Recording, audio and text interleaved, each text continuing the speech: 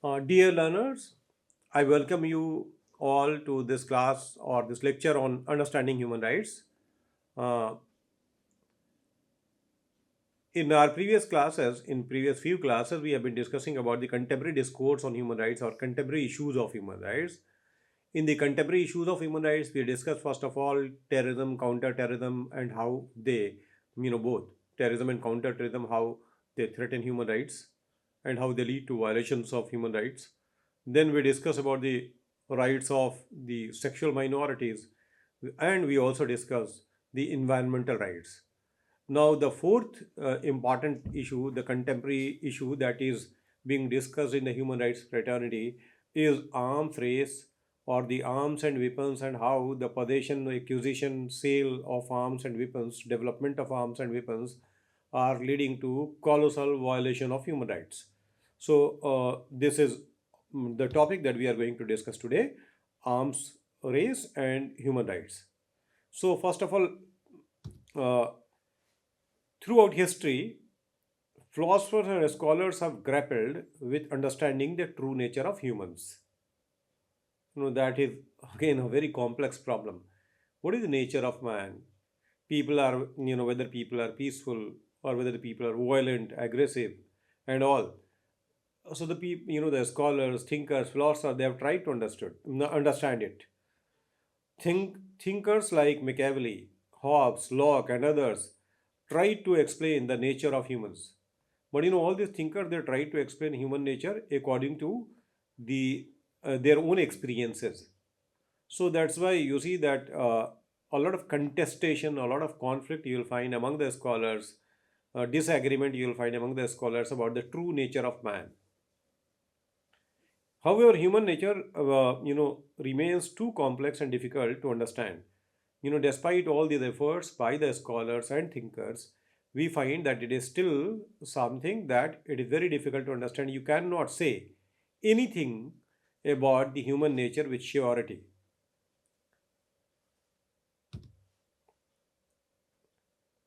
So, we said that whether human beings are aggressive, atomized, non-altruistic, violent, or not, that is one concept.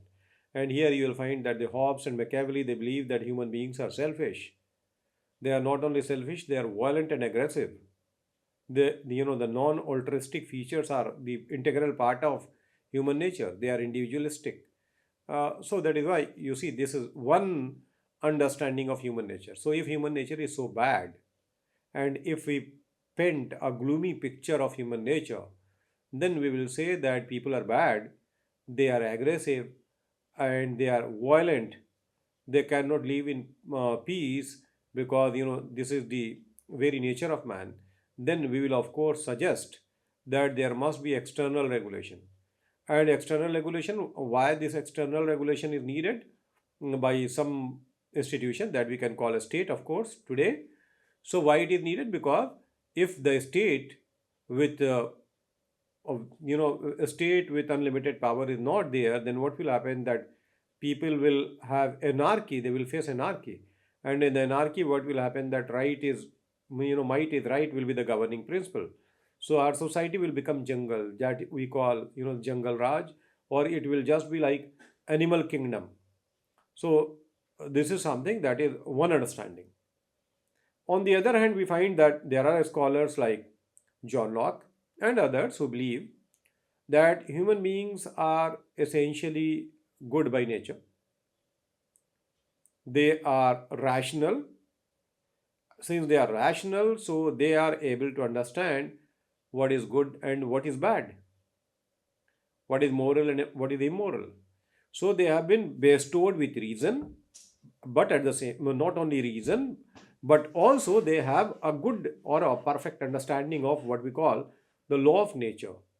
So the natural law is already there that govern their behavior. So that is why we cannot say that human beings are bad by nature. Rather, they have sympathy, love, compassion, mutual goodwill. All these are the part and parcel of human nature, and they are also rational creatures. So that is why they can govern themselves, and they can maintain peace in in a society where they are living, even without a strict external control or regulation of their behavior.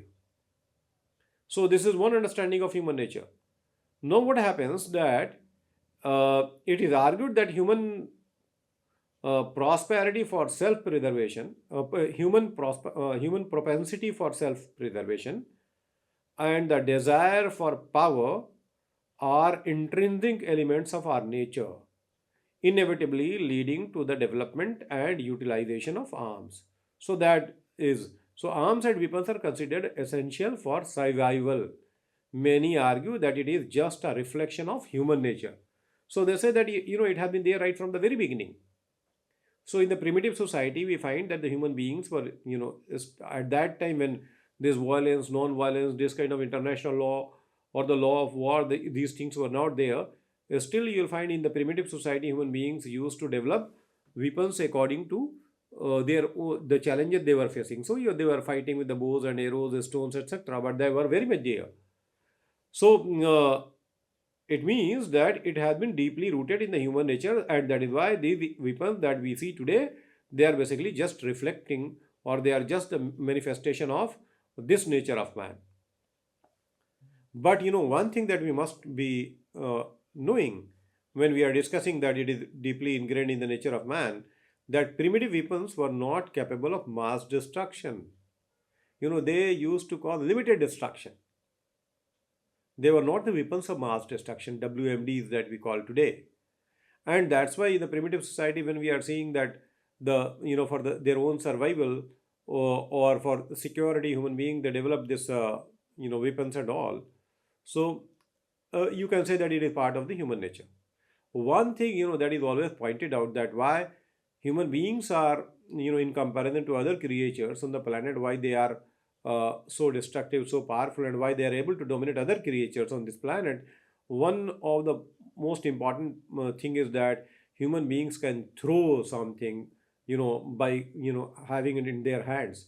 So that throwing power of the human being is something that is making them stronger in comparison to other creatures on this planet. That is one thing. There are many people who have been arguing, and from there you see that the weapons and and other sophisticated arms have been developed. However, today we have achieved, so in the primitive society, what we have to see, that the primitive weapons were not capable of creating mass destruction. But however, today we have achieved the sophistication in weapons, and the major powers of the world are so much weaponized that they can destroy our planet. So you see that it is not that we should not be living in fool's paradise. We should know that the major powers of the world, for example, the Russian Federation or the United States of America, with their nuclear, chemical, and biological arsenal they have, they are capable of destroying this planet many times. So that kind of destructive capability has been achieved by these countries, and that's why there is a lot of debate why to achieve so much destructive capability. How many times you want to destroy this planet? This is the argument that is given by the human rights activists and the scholars, that if the major powers of the world, they are trying to achieve advancement or sophistication in weapons, they are trying to develop guided missiles, they are trying to develop intercontinental ballistic missiles, and then hydrogen bomb, nuclear bomb, chemical weapons, biological weapons. So the very existence of these weapons, they themselves are very dangerous for the existence of all creatures, or the survival of all creatures on this planet. These instruments, initially conceived for self-defense and the preservation of order, have often morphed into tools of destruction, inflicting immense suffering and jeopardizing fundamental human rights. So, why these weapons? From a small arms, conventional weapons, to weapons of mass destruction, you will find, after all, they are to be used against human beings. Human beings can be divided into political boundaries. They can be divided into different kind of communities, caste, creed, or what do you call, nationalities. They may be white or black, but after all, they are human beings. So this, we believe in othering, and that is why we justify killing others. So these weapons are ultimately they are going to be used against human beings. Of course, they may be living in some beyond our political boundaries, but after all, they are also human beings. So what we share in common, this planet we are sharing in common with all of them. So that's why the human rights organizations, they are critical of the possession, development, acquisition of arms and weapons. The contemporary discourse surrounding this intricate relationship continue to be a battleground of conflicting perspectives. So you'll find that when the human rights organizations like Amnesty International, which has already launched a campaign against arms race, global arms trade, and etc., you will find that the people they criticize means those the security centric scholars, they say that they are too idealistic. This is a goal that cannot be achieved, and this is a goal that should not be achieved according to them, because that they say if the nation states are there, first of all they have to take care of their survival, which is not possible without weapons.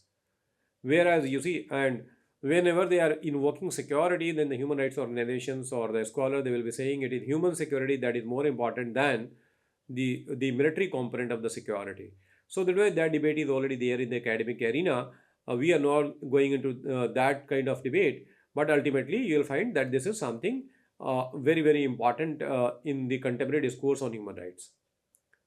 On the one hand, national security proponents highlight the necessity of robust military capabilities for deterrence and defense against potential threats.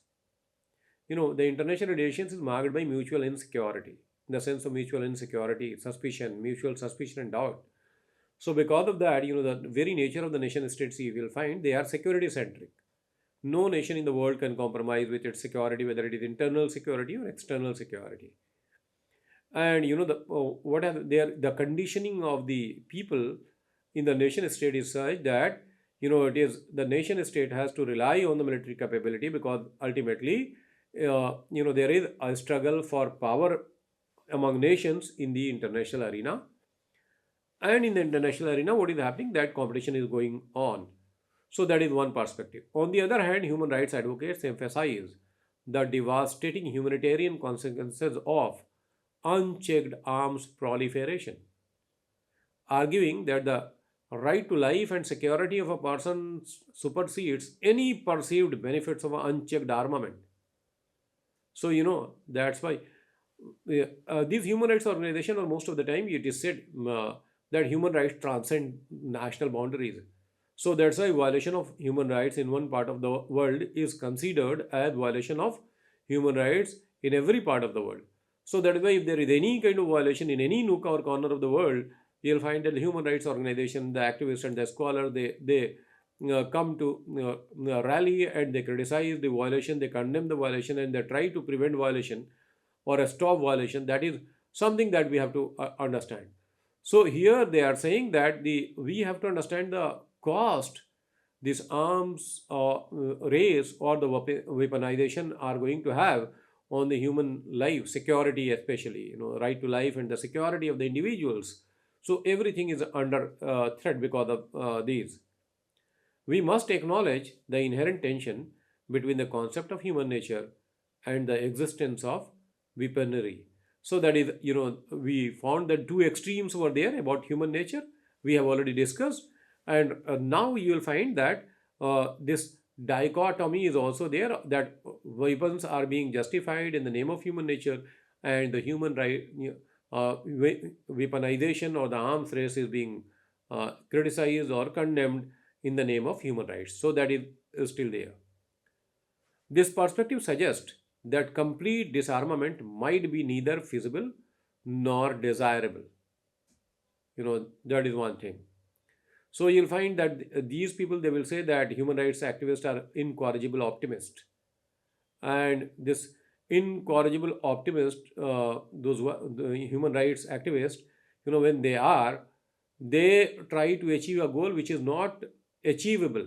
So according to them, this perspective, those who believe that arms and weapons are necessary for the security and the integrity of the nation, so this perspective suggests that complete disarmament might be neither feasible nor desirable, as it could leave individuals and societies vulnerable to external threats.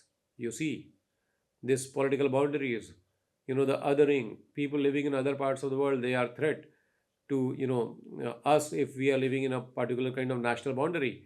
So that is something because of which you'll find mutual suspicion, doubt, and all these things are there.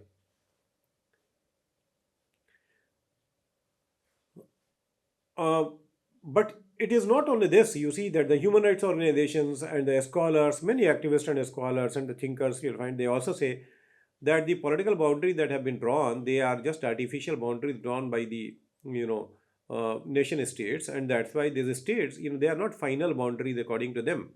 And they also say, or it can be said that it can be argued that our planet Earth was not designed to be uh, you know divided into many states, because on many issues there must be close cooperation between the people of the different parts of the world, because we have common concerns, we have common threats, and if the common concern and the common threats are to be addressed, then what is to be needed? That greater cooperation between the people living in the different parts of the world. Of course, it is a good sign that the nation states are coming together on many issues, but this is one thing where the thinkers and the scholars, they have been debating this. However, this reasoning often fails to acknowledge the crucial role of societal structures and cultural norms in shaping the ways in which humans interact with violence. So, the perspective you see, for example, the constructivist will argue, which is a very important theory of the international relations, they will argue that the world around us is socially constructed. Rather, they will say that the truth is a social construct. So, the enemies and the friends are also socially constructed. So, if the enemies and the friends are socially constructed, then the narratives, discourses, they play a very important role. That is why we have included this under the contemporary discourse on human rights, this topic. So, now furthermore, the concept of the state as the supreme human institution adds another layer of complexity to the discussion. Now, if you find that we all believe, since we are living in an interstate framework, and again, patriotism is something that is quite natural. I'm not talking about nationalism. Patriotism is something that is quite natural. So, therefore, you'll find that what kind of conditioning of the people is there, that we we all accept that nation states are sovereign entities, and when they are sovereign entities, they are internally supreme and externally free. Any outside intervention by even by the supranational body, that is not considered good in the interstate framework in which supranational bodies like the United Nations are already functioning. So that is why the very claim of sovereignty, which means internally supreme and externally free, that always become a roadblock in the way of realization of a world where there are nothing like weapons of mass destruction or missiles and the deadly bombs. So that is why that is always there. As recognized entities within the international system, uh, states often claim the inherent right to self defense and territorial integrity. So, this is part of the sovereignty of the state, which has been accepted by the international law also, and the international norm that we have, that the territorial integrity and the self defense is very important for all the states of the world. This principle of sovereignty translates into resistance to external interference in a state's internal affairs, including decisions pertaining to its armament policies. So that is why you see global organizations, human rights organizations, or the supranational bodies, they cannot dictate terms to the nation states who are sovereign. And that's why, what should be their military policy, what should be their foreign policy, what should be their policy towards arms and weapons, that they will decide according to the challenges they are facing. For example, you see the complexity of the argument and or the complexity of this particular issue. For example, you see that China invaded India in 1962. India was not a nuclear power at that time. Very soon, you see, when China became nuclear power, and that was a threat to India's security because India had already faced betrayal from China. So that is India also went for nuclear program. India became a nuclear power. When India became a nuclear power, then Pakistan also started building nuclear weapons. And Pakistan also became a nuclear power in 1998. So, this chain, you see that the sense of insecurity that is developed between the states because of weaponization. So, ultimately, if China is nuclear, India has to be nuclear because India has a threat from China.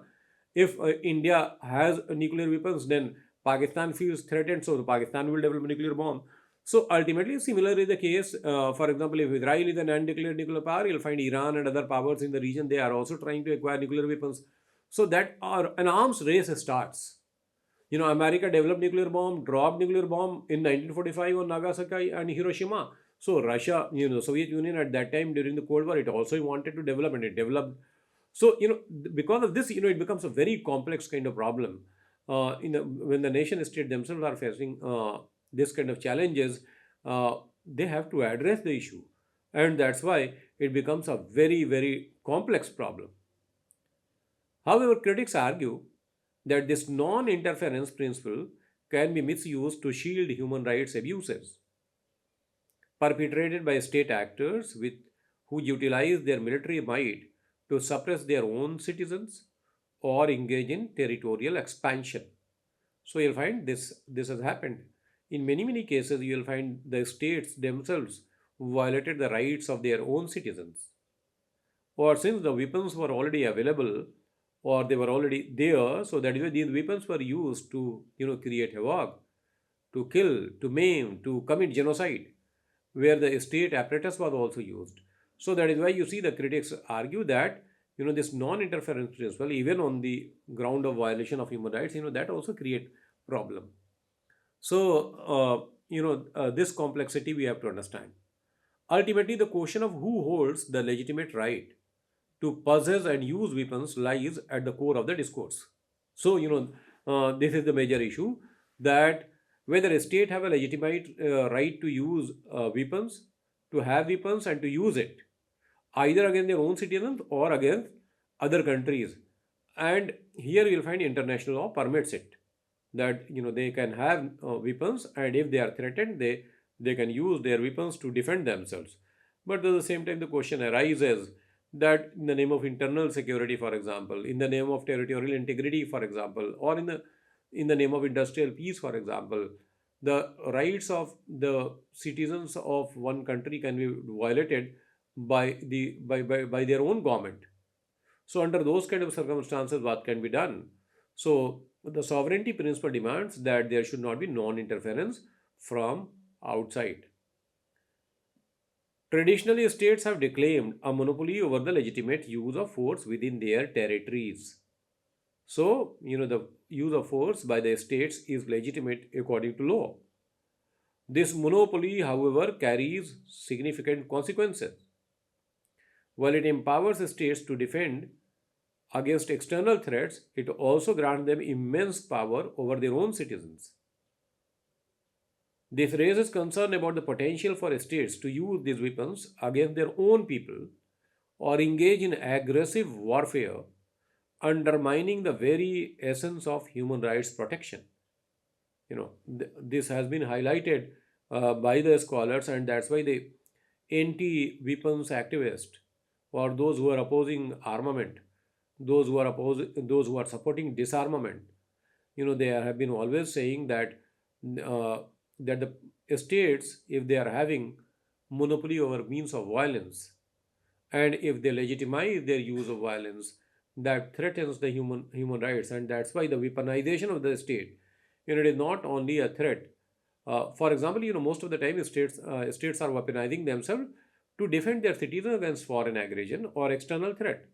But in many cases, you will find that the state themselves are violating their rights of their own citizens. On the other hand, if they are fighting against other states, and if they are using those weapons, say ultimately right to life of other peoples are also going to be violated. And you'll find human rights always transcend national boundaries. So that's why the human rights activists are showing concern, and that is why it has become what we call a contemporary issue of debate in the human rights fraternity. As we delve deeper into this multifaceted issue, it is pertinent to understand the nature of international relations or international arena. And for understanding the international arena, and also why the nation state they or the states, they try to acquire weapons and they justify the acquisition of weapons, that we can understand by understanding the international arena through realist perspective. Again, one of the important theories of the international relations. The realist perspective in international relations posits that states constantly struggle for power, which often leads to arms races, and nations strive to deter potential adversaries. So you'll find there is a constant struggle for power among nations in the international arena, and that's why when there is a constant struggle for power, all the nations are trying to expand their power, and because of that, you see there is a competition. We will also find, according to realist perspective, there is a kind of anarchy in the international arena, because you see the international law is a weak law. The bodies like the United Nations, they cannot impose their will upon the powerful nation states. So therefore, what has happened because of this anarchic nature of international relations, and because the international law is weak, it cannot regulate the behavior of the sovereign nations. So because of that, you'll find the mutual suspicion, doubt, and sense of insecurity is already there. And we also find that there is already a constant struggle for power that is going on in the international arena according to realist perspective. So under this kind of circumstances, what happens that nations are already struggling to survive in a very competitive kind of international relations or international arena, and that is responsible for weaponization of the states, because it is said that the self-help, survival, and the statism, these are the more important, the three essays we say of the realist triangle. So what happens that if the nation states are not relying on their military capability, then they are going to be occupied by other states, or their national security will be in danger, so that ultimately they have to rely upon their own military preparedness. So that is why some kind of deterrence, why your adversary will not attack, because the adversary will think that if we are attacking, then there will be counter attack, and that will lead to mutual destruction. So that is called, for it may be in any form, for example, whether conventional weapons or one of the theories is nuclear deterrence theory. That if both the powers are nuclear powers, then they will not fight, because there is always what is called MAD, that is mutually assured destruction is there. So because of that, what happens? A lot of money is spent, a lot of resources are diverted to acquire weapons, and the production of these weapons themselves are posing a lot of threat to right to life of the people. They are leading to violation of the rights of the people. So that is why this issue has become a very, very important issue. From the realist perspective, again, you'll find this competition fuels the proliferation of weaponry, diverting resources from potentially more beneficial pursuits and generating a climate of fear and insecurity. So that we find that because of this, the very nature of the international relations, according to realist perspective, what is the understanding of the international arena, because of which you'll find that all the nations of the world, they try to acquire weapon, maintain weapon, buy weapon, produce weapons. So that is why that is there. It is within this context that understanding the scale of the global arms problem becomes crucial. Statistics reveal the staggering extent of global weaponry. According to the Stockholm International Peace Research Institute, global military spending in 2022 reached a record-breaking 2.1 trillion US dollar. You can imagine, which is more than the combined GDP of 50 poor nations of the world. So, this is the problem. The vast resources dedicated to armaments highlight the need for a shift in priorities and a concerted effort towards disarmament. So ultimately, this may sound idealistic, but the human rights activists are always accused of being incorrigible optimists and idealists. So that is why you'll find they have made this discourse in the international arena and in the human rights fraternity. The arms race or the armament is something, especially the armament like nuclear armament, or the missile programs, hydrogen bombs, chemical weapons, biological weapons. All these things are something that have attracted the attention of the human rights fraternity. However, the threats associated with weaponry extend beyond conventional arms. The existence of nuclear, biological, and chemical weapons poses an existential threat to humanity and the very fabric of human rights.